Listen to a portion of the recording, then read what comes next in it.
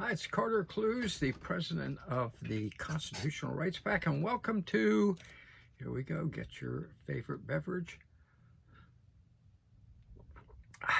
Coffee with the Carter Man. Coffee with the Carter Man. Where every Friday like clockwork, we cover, first of all, current events, review of the news. Then we do an interview. We try and do one of those every week. This week we have kind of a unique interview. It's with myself. Okay, you'll see what I mean. You'll see what I mean in just a minute. And finally, I give you my prediction of the week. Okay, and you can see whether I'm right on target or way off base. Right on target or way off base. So, without further ado, because I have so much to talk about. Look all my props there. I love show and tell. You know that I've got all my favorite pictures of what's going on. So without further ado, and there's a lot to cover, and I'd like to keep it to like 40 minutes. So I'm going to move quickly, okay? Some things I'm just going to touch on, other things a little bit more depth, okay? Other things a little bit more depth. Still got a little bit of stuffiness here, so hold on one second. Like magic, my magic, what is this stuff? Equate. Has nothing to do with DEI. Let's talk about what's going on. Let's talk about what's going on in the news. First of all, the little bit more in the State of the Union. What a cacophony of lies. What a cacophony of lies from, I sent out a piece yesterday. Make sure you go to constitutionrightspac.com. Constitution Rights PAC. Let me make sure I get it right here, okay? Constitutionalrightspac.com. And sign up so you get my daily email. And you send out a newsletter every morning. Then I send you a personal email every day. And I sent out one today, and I said, if you look at toxic Joe Biden's track record, throughout, we know for 47 years, his political life, the man is just an inveterate liar. I mean, he lies axiomatically. I said in a piece I sent out that the good book tells us Satan is the father of lies. Well, Joe Biden is certainly the favorite son because he lies about everything. I've said before, he lied about how his first wife was killed. She was not killed by a drunk driver. He used that for political reasons. He lies about how his son, Beau, died. Tragedy, but why lie about it? He lied about plagiarizing. He lied about his place in his class. It never stops with Joe Biden. Now, you and I remember people like him when we were kids where they just automatically lied. I remember I had one friend, and I used to love to ask him. He played on a different ball team than I did in inner city Baltimore on the sand lots. He'd say to him, "Man, how'd you have to do in your game today?" When I'd see him later in the evening, and invariably it was, "Well, I got 6 hits." I said, "You got 6 hits?" Yeah, 6 hits. So 2 of them are home runs. Really, and there was never a pause. I said, "Well, let me ask you, so how'd you get 6 hits in a 7-inning game?" It's almost impossible, yet you seem to consistently do it. Well, I just got up to bat a lot. Okay. Well, that Joe Biden lies about everything. The girls love to come at the swimming pool and rub his hairy legs. Please stop. Okay, so his State Union address was a cacophony of lies, and let's just address one. And you see this, if you're like me, YouTube keeps throwing up political ads for Joe Biden. Now, they have, obviously, YouTube, which is left-wing, radical, woke, pink-haired millennial, androgynous millennials, have skewed their algorithms, because there's no way they could look at what I watch on YouTube and think I want to see Joe Biden. Okay? I'd rather see Godzilla than Joe Biden. But every time I turn around, there's another Joe Biden. Hi, this is Joe Biden. I'm not kidding, folks. I'm serious, folks. He's always got that line and everything he says. It's not a joke, folks. And one of the things he says, and he said in the State of the Union address, "Look where you are now, how much better off than when I took office." You wait for him to kill over on the screen there. But Well, let's look. Okay, let's look at where the economy really is. There's an interesting report that just came out. They're going down quick. 12 big restaurants that will vanish in the next 2 to 3 months. Thank you, Joe. Thank you, Joe. And they're talking about restaurants like Applebee's, IHOP, Burger King, Ponderosa, Sonic. They can't afford to stay open because Joe's destroyed the economy and made their food priced out of what anybody can buy. For God's sake, the CEO of McDonald's, what's the guy's name? Kroniznik or some such thing like that. I can't remember his name. He just announced that anybody that makes below $45,000 a year really can't afford to eat there anymore. Excuse me? Thank you, Joe. So that's Joe's idea of a good economy right there. 12 big restaurants that are closing. Oh, we're just getting started. 15 fast food chains. They're getting wiped out. They're getting wiped out. Might be some of your favorites. That's one of mine. The picture on there. KFC, Hardee's, Steak and Shake, Outback. No rules, just right. Well, now no rules, not right, just gone. Thanks to toxic Joe Biden. When you've increased the price of food in 25, 50, in some cases 100%, people can't afford it anymore. So thank you, Joe. Those restaurants, the Denny's another one. Fortunately, I'm a Waffle House eater, so mine isn't in danger of any closing. Someone the other day said, "What's the difference between Denny's and Waffle House?" And I told him, well, Denny's is kind of like Waffle House without the fights. Okay, so any of you who are wafflers who go to Waffle House, you'll know what I mean. How about home buying? How would you like to be a home buyer with a report like this? Okay, with a report like that. Thanks to Joe Biden, homes now are. Here's what the Bureau of Labor Statistics says that inflation is up 18.6% overall, since Biden took office. Thanks to him. What impacts does it have on homes, home buying? This little situation here. Remember, Biden said the economy is better than ever under him. Man's an inveterate liar. Okay, let's see what Zillow had to say. Zillow, a big home seller. I think I've bought homes through Zillow before. To buy a home today, since Joe Biden took office, since Toxic Joe took office, buyers need 80% more to buy a home today than they did under Donald Trump. Mortgage payments are up 96.4%. Young people can't even buy a home now. Home payments are up 96.4%, 100% increase in your home payment. Home prices are up 42%.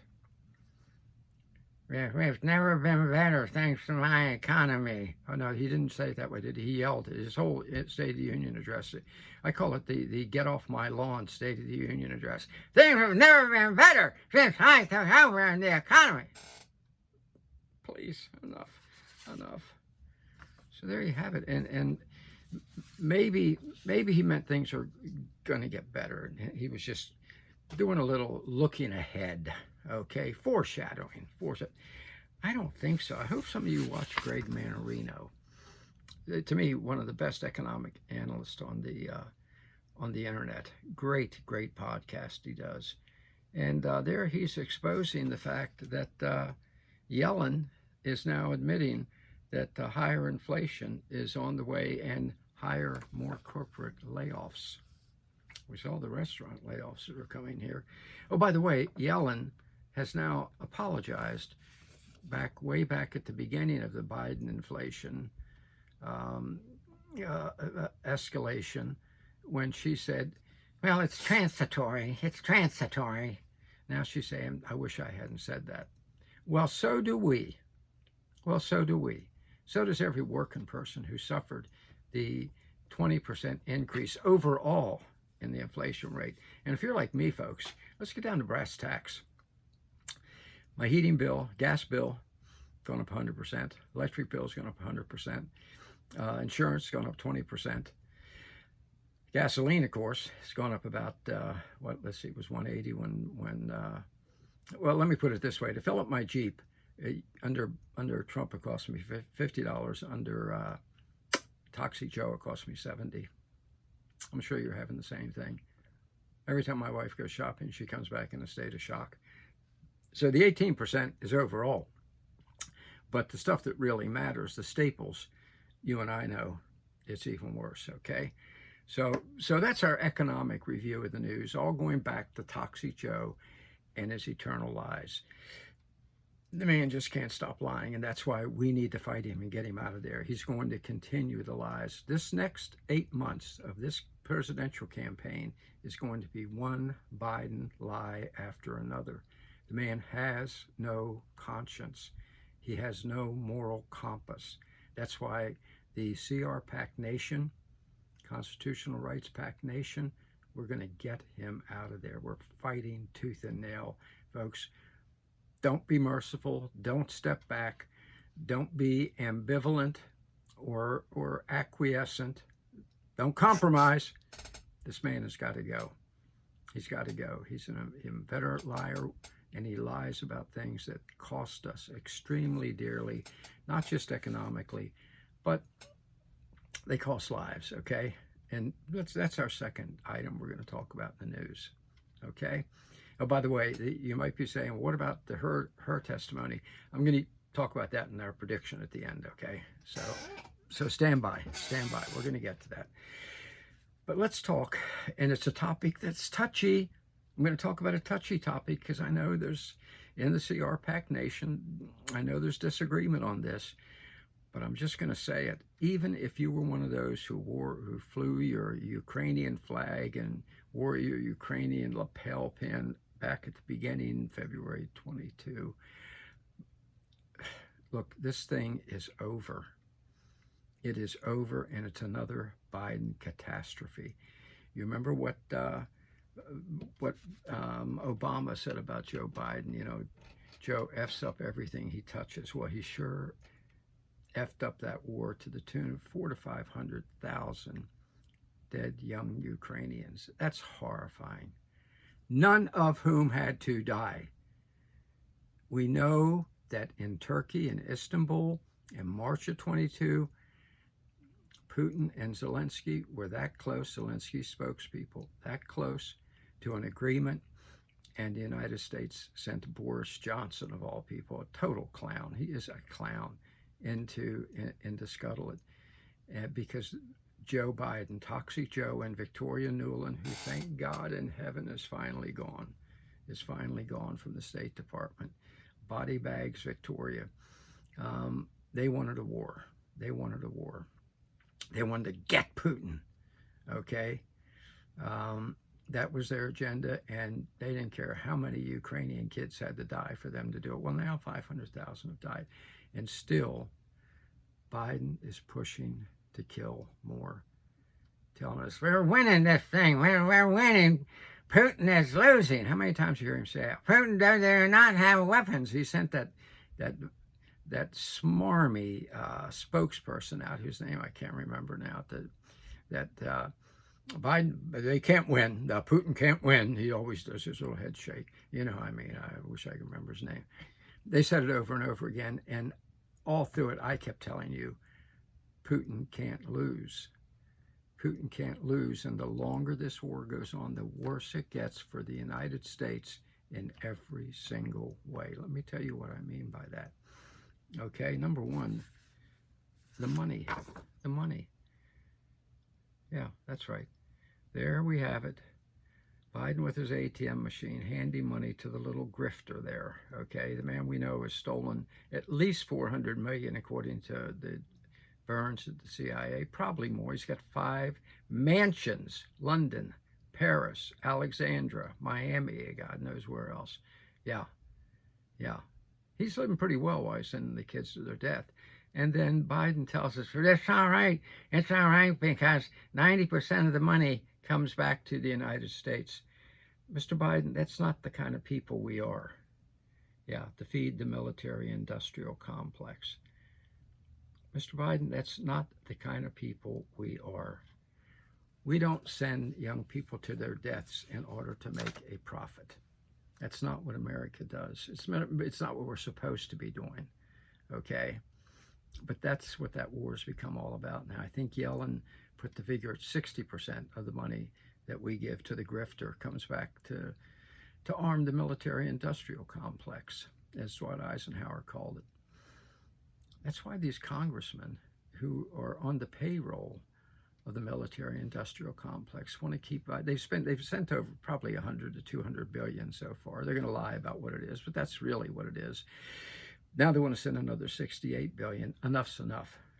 Enough young Ukrainians have died, okay, in a war that never had to happen. As Trump keeps saying, it would have never happened had I been president, and he's right, because he would have gone and negotiated and said, hey, we got to have a peaceful settlement of this thing, which at the beginning we could have. Don't forget, we provoked the war. We provoked the invasion of the Donbass. We violated both Minsk agreements. Now we know, because of the words of Merkel, that it was a setup. They set Putin up. They knew they were never going to honor their word in the Minsk agreements. Victoria Nuland went over and engineered the Maidan coup, the Green Revolution, where we overthrew a legitimately elected government in Ukraine in 2014, installed our own puppets, including the grifter, the actor. He's a good actor. Look at him in costume there. Yeah. Before that, he wore high heels and skin-tight women's pants, by the way. Look it up. When he was playing the piano with his organ, his member. Yeah, okay. So we financed the actor there, thanks to Victoria Nuland, okay, the mother of the Maidan Revolution, where we replaced a duly elected government. Keep that in mind. All right. Which we have a habit of doing, I might add. Now we're trying to do it. Just a quick sidebar, trying to do it in Israel. You saw Schumer's speech, his I'm with Hamas speech. I'm sorry, that's what it was. If you doubt that, I want you to think for a second. Do you think in World War II, let's say in 1940, when England was fighting for its life against Adolf Hitler, okay, as Israel's fighting for its life against Hamas, the Hamas terrorist armies, do you think that Alben Barkley, the Senate Majority Leader in 1940, would have given a speech on the floor of the Senate demanding that Churchill step down? Remember those were the days when, as Churchill later wrote, England stood alone until those who were hitherto half blind were now half ready. That's what Netanyahu's doing, folks. Let me finish my aside by saying this. Please do not think that the 500 miles of tunnels, military tunnels, that Hamas dug under Gaza, with the full cooperation, I might add, of the Gazan people. Yeah. Oh, those poor refugees. Nah, they're part of the war machine. 80% of whom applauded the October 7th massacre invasion. Do you think those tunnels were only dug to defeat Israel? Do you think there are not other Arab countries, Muslim countries, radical Muslim countries, can you say Iran, can you say Lebanon, can you say Syria, that are digging these tunnels, which make it incredibly difficult to fight a war, okay? Do you think that Hamas is the only ones? And do you think that Israel's the only target? Or do you think that maybe they're preparing for that great day when the 12th, their 12th God, or whatever they call it, comes and they wage war on the great Satan? Just think about it. Just think about it. Until those who were hitherto half blind were now half ready. And yet Schumer stands up and calls for the replacement, as if it's any of our damn business, of the Israeli Churchill in the midst of a war for their very survival, existential war. Shameful, shameful, shameful and disgusting. So, and we've got then, and Biden, of course, backs that. It would not have happened if Biden hadn't backed it. Make no mistake about that. because Biden likes war. It rewards his paymasters, the military-industrial complex. I'm just telling you, okay? I'm just telling you, and most of you probably already know it, okay? So that's what we're looking at. And let me tell you what we're doing. Not only are we, this war is lost. Even if they send weapons, the weapons are going to get there too late, and they're out of manpower there. They have killed off. They've killed off 500,000 of their young people, their warriors. They're out. Zelensky knows that. That's why he's sending 40 to 60-year-old men into battle now, untrained. And here's what else is happening. Russia now has perfected modern warfare over the past 2 to 3 years. Think about it. We send our miracle weapons over. Wait till those Abrams get there. It's going to change this war. And Putin said, they'll burn up just like any other tank, and they have. Well, our Patriot missiles are going to change the air war. Pop, pop, pop, pop. They have now third-generation drones they're using. Their troops are blooded now in modern mechanized warfare. Okay, I call it Terminator warfare. Ours are not. Their armies are at full strength now in Russia.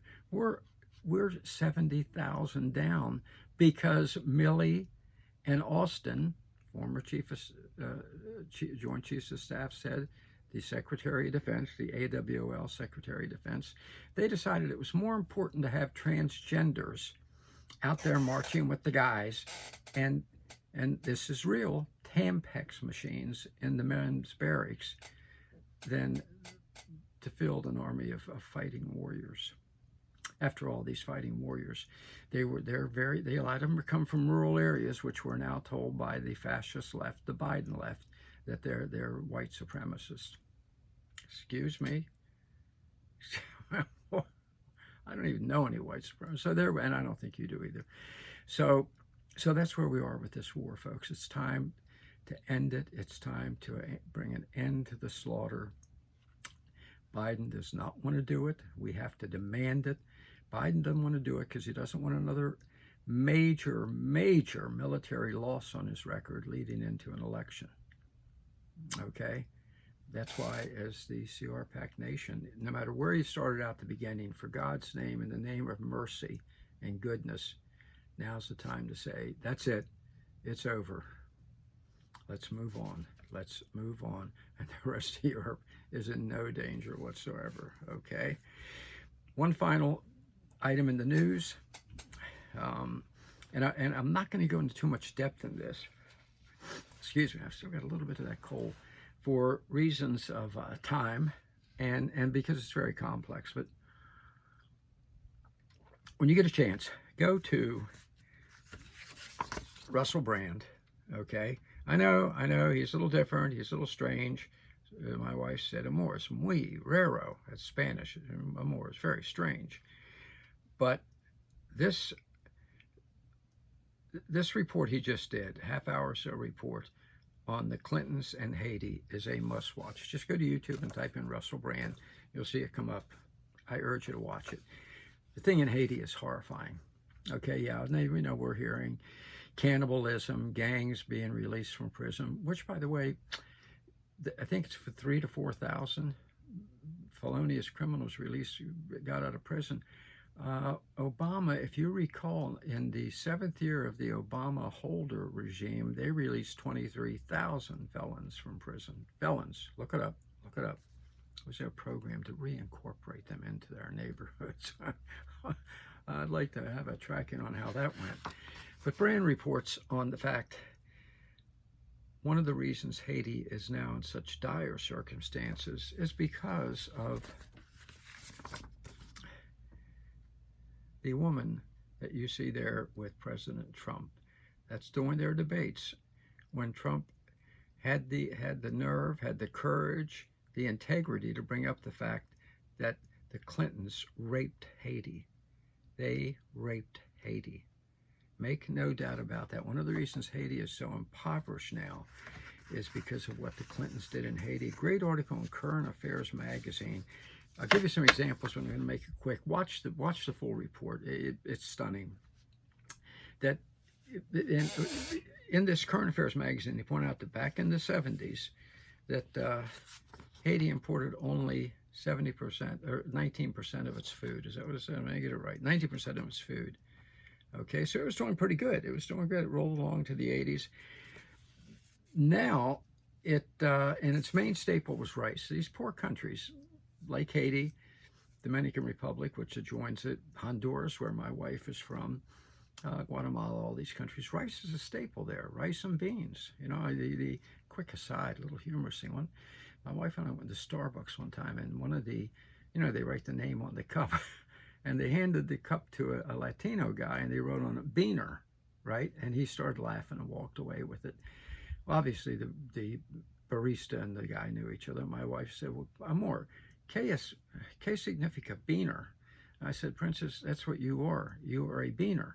You come from a country that eats a lot of beans. And let me make clear, my wife, I'm not going to show you a picture of my wife because I will not expose her to being attacked by the fascist left out there. But that's her.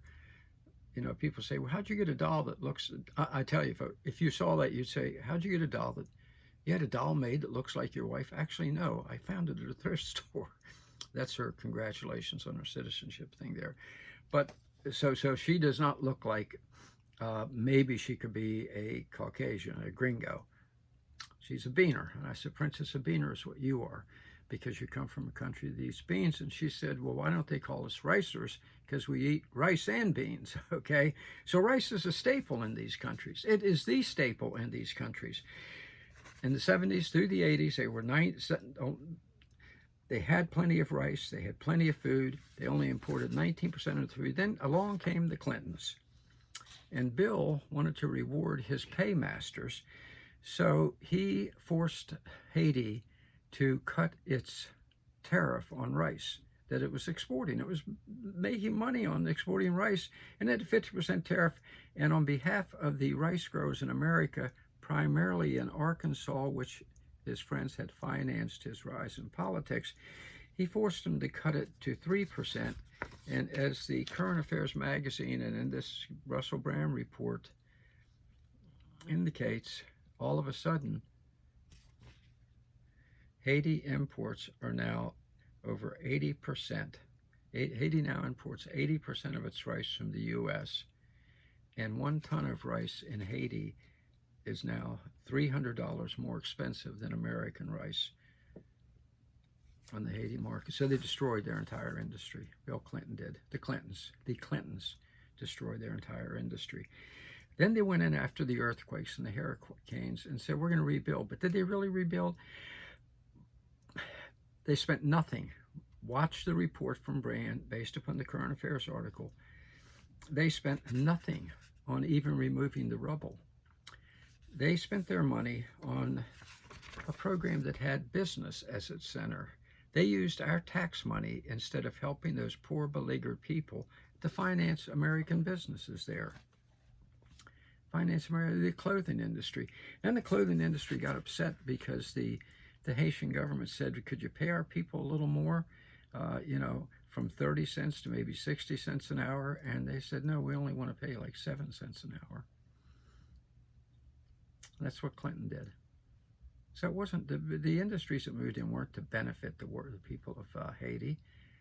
They were to get cheap labor to make more money for the businesses that then supported the Clintons, Clinton Foundation. Remember when Ramona Coca, Bill Murray, and I did the big expose at Judicial Watch on the Clinton Foundation and found out it was nothing but a front for money making for the Clintons. One of the things that then you had Clinton teamed up with George Bush, of all people, and they built a $2 million Royal Oasis Hotel in Haiti. Now, they didn't give the money to the people who were living in the dirt in the streets, okay? They built a $2 million Royal Oasis Hotel, sleek suites, hardwood floors, $200 a night, and shops selling $150 designer purses and $120 men's shirts. Isn't that shameful? Now, these are people who are making maybe $30 a month. How often do you think they stayed at the $200 a night rooms? No, they were out sleeping in the streets. And as this article points out, the Clinton Bush initiative, the Clintons, the Clinton Foundation did nothing for those people. They built little hovels for them, by the way, and put so much asbestos in them that they became cancer. The people in them got respiratory problems and in danger of getting cancer. They put classrooms in trailers that had no air conditioning, so the kids got sick. It was brutal. I think if you look it up, you'll find that Hillary let her idiot brother move in and take over their milk industry. It was a rape. And this guy, once again, was exactly right. So that's the real news in Haiti. Real news in Haiti, what's happening is news, and it's awful. But the news behind the news, the story behind the headlines, is even worse, that we did it. Oh, by the way, we got tens of millions of dollars to send 20,000 troops in to help, and they never arrived. And the money was used for other military equipment, I guess to help the military, help fund Raytheon and Boeing and the rest of the military industrial complex. So there's your review in the news for the day. Now, I said interview we'll make quick, but I get a lot of emails from people. clclues@gmail.com, clclues@gmail.com, and I get text messages, and I don't mind. Text message me anytime you want. Phone me, 202-664-6190. Look, I'm here for you. CRPAC is not just here for you, it is you. It is you. And you are the ones that are going to take back this country. You are the ones that are going to make America great again by getting rid of those who are tearing it down on a daily basis, okay? That's what we do. So write to me, call me, text me, whatever. 3 of the questions I got, and I'll make this quick. Who do you think is the most dangerous man in America today? Believe it or not, it's not Joe Biden. Joe Biden is a puppet. He literally is a puppet. He goes out and says and does what he's told to do, except when he walks off in the wrong direction on the stage or shakes hands with imaginary people. I don't think they tell him to do that, but they don't care. I mean, make something clear here. They don't care. You know, we hear all this about the Democrats are really worried about Biden. They wish he wouldn't run. They want him to step aside. They don't really care. They don't care if he's. They don't care if he's a make-believe figure in there. Doesn't make it, as long as he does as he's told, which he'll do. As long as he gets the fame and the glory, that's all Joe Biden cares about. So for him, he's the perfect automaton. He's brainless, and whatever they pour in, he does. Joe, say, hi, how are you? Hi, how are you? Joe, take all this Adderall so you can scream your way through the State of the Union. They don't care that he's vacuous. They want him vacuous because they fill the vacuum. So don't be deceived about they're afraid, they're worried, they're scared to death that he's running again. It's just not true. I know how Washington works. They are that evil. So the most dangerous man to me is Christopher Wray. He's a frightening entity. He's a frightening entity. Watch the man. Watch that look on his face. He doesn't care at all what the members of Congress say. He doesn't care about what the American people think. He was born to wealth, and he considers you a peon to be used and abused. When he worked for the Sullivan Cromwell law firm, I think it was in Washington, I think he brought in $9 million. So he's always had everything, and he can't stand those who have nothing. His attitude is, if you have nothing, it's because you don't deserve it. And that's why he has turned the FBI into a fascist Gestapo organization that can come banging on your door if you say the wrong word. Look what he did to the parents who objected to having pornography in the elementary schools, perverts in the girls' rooms. Sent the FBI. Constantly is sending the FBI to the doors of pro-life protesters, dragging them away in front of their children. I'm talking SWAT teams. I'm talking SWAT teams. Look at the arrests he made of the Trump people, always with SWAT teams. This is a vicious, vile man. Look who he says are the enemies of mankind. Radical Catholics, white supremacists. Look at the entrapment in the Whitman case. Look at what they did on January 6th. His FBI agents were everywhere. It was a black bag operation that he ordained. That's what this man is. He is a vicious, vile person who has, like Biden, no conscience and feels that he was put there to rule, and that if you cross him, to ruin. It's just that simple. So yeah, that's the most dangerous man in America. You know, Hannity keeps saying 90% of the FBI agents are good people. Don't buy that. Don't buy that. Maybe 10%, the rest of them love the power, the authority, the glory. Look at Strzok. Look at Page in their testimony, you know, the lover couple. Total disdain for the American people. Yeah. So Wray, yeah, Christopher Wray, the most dangerous man in America, because he has the power and the troops. He monitors every word you say. They have the PRISM program. You say something wrong, the knock on the door. I wish I were making that up, but that's where we are. Watch the man. Watch his testimony. Watch his testimony. The cover-up of the Biden laptop. He hid the Biden laptop. He did it in order to make sure that his man, Biden, who would do as he was told by Wray, and give Wray the power he wanted, would get in the White House. So, yeah, he is the Berea. He is the Berea of America, of the Biden government. You remember what Berea told Stalin? You tell me the crime, and I'll find the man. Okay? I got it backwards. You give me the man, and I'll find the crime. And that's what they're doing now. Okay? That's why Wray put all the deals with Facebook, with YouTube, to monitor what everybody did, because remember, now they consider, because of Wray and his cohorts questioning an election, they're now considering interference with the democratic process. All right, and then finally, he gave his testimony last week, where he warned that there are horrible people coming across the border in waves now, terrorists, drug pushers, gangs, gang members. I want you to think for a second. He didn't know that 3 years ago when Biden started letting them in. He didn't know that when it reached 2 million, 3 million. He didn't know that when it hit 10 million. He just figured that out last week. I don't think so. He knew these people were coming across because he was helping them get across by doing nothing to stop them. The FBI could have helped investigate these people and stop them at the border. He did nothing.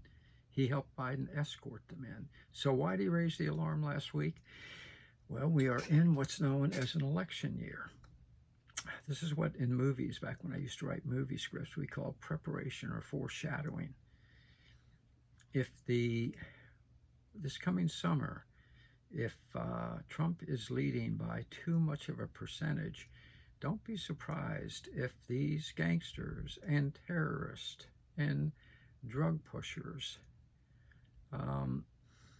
suddenly start wreaking havoc like they did in the summer of 2020, leading up to an election. Okay,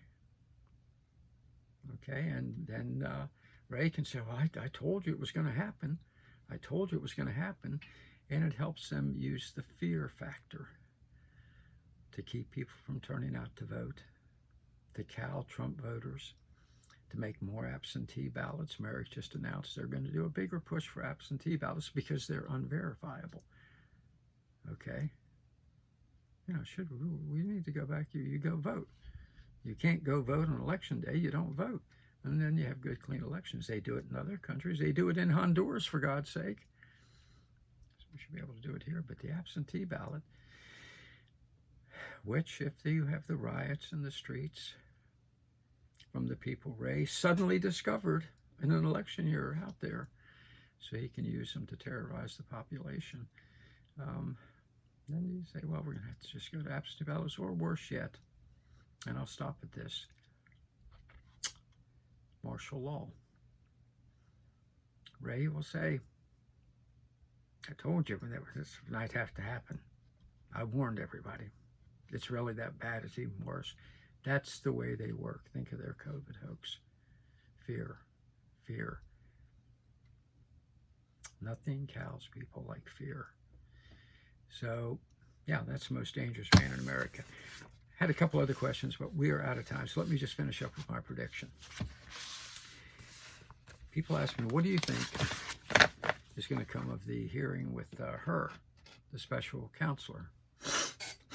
What's going to happen?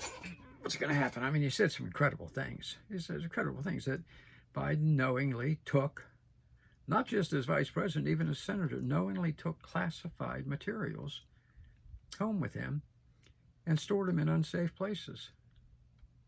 Just did it routinely and admitted that he did. And they have it on tape, him admitting it, not just in transcripts, on tape.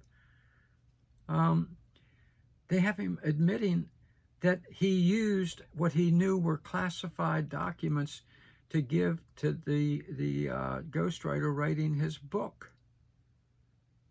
They have tapes of this, okay? So there is no doubt. Remember, Trump could not violate classified document laws because as president, he could declassify. Trump as a senator, Biden as a senator and vice president could not. And he knew that, and he makes it clear that he knew it on the tapes and her interviews, and he took the material home and then gave it to a ghostwriter with no clearance whatsoever. So there is no doubt about the culpability. There's no doubt about the culpability. And what do I think is going to be done? What's been done so far? Nothing. Her excused him. Her made the decision to excuse the man because he's an old elderly man who has trouble remembering things. So he doesn't have trouble remembering. He remembered exactly what he did. He may be senile. He has problems. He said that Biden would all of a sudden start talking about his Corvette, his 67 Corvette. Vroom, vroom, makes noises like this is proof that he's senile. Ever hear of acting? The guy's not dumb. He's vile. He's not dumb. So her gave him an out, and you're not going to see a thing done about it. It was another one of the bloviation is the word I would use. Bloviation. The members of the House sat there and bloviated, and I'm talking about the Republican members. Things the Democrat members said were ridiculous, just shameful. But the Republicans, they're going to say, well, we held a hearing. We sure held a hearing. We exposed them. You know, that's, I caught my kid with his hand in the cookie jar. Well, what'd you do? Well, I caught him. Yeah.